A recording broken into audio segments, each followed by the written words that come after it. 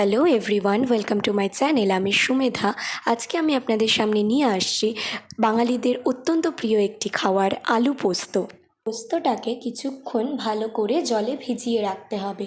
সামান্য পরিমাণ লবণ আর লঙ্কা দিয়ে ভালো করে পেস্ট করে নিতে হবে। কড়াইতে তেল গরম হওয়ার জন্য বসিয়ে দিয়েছি। আলুটা খুব অল্প ভাপ দিয়ে নিয়েছি। আরে তেল গরম হয়ে গেলে শুকনো লঙ্কা আর কালো জিরে ফোড়নে দিলাম।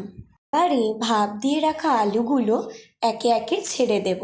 ভাপ দেওয়ার সময় আমি কিন্তু সামান্য পরিমাণ লবণ আলুর মধ্যে মিশিয়ে দিয়েছিলাম।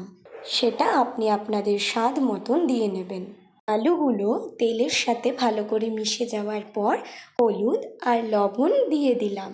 হলুদ আর লবণ দিয়ে ভালো করে বেশ খানিকক্ষণ নাড়িয়ে নেব, যাতে করে ভালোভাবে হলুদ আর লবণ মিশে যায়।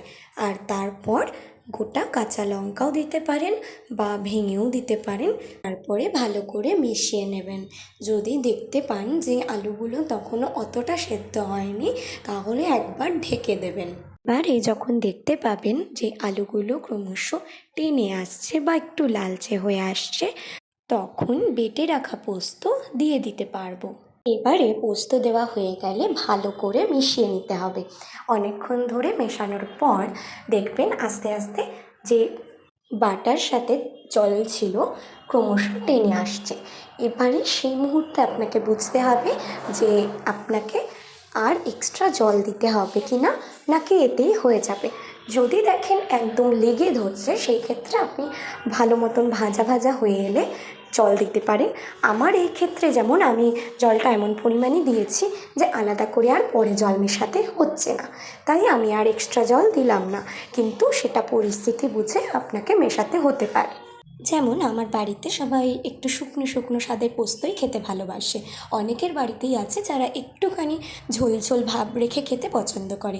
আপনি আপনার বাড়ির মানুষজন কি পছন্দ করে সেইভাবে বানিয়ে নিতে পারেন। অবশ্যই শেষের দিকে লবণ মেশাতে হবে কি না সেটা কিন্তু দেখে নেবেন, কারণ আমি আগেই যে পরিমাণ দিয়েছি পরে একটু লাগতেও পারে, সেটা বুঝে নিয়ে মিশিয়ে নেবেন।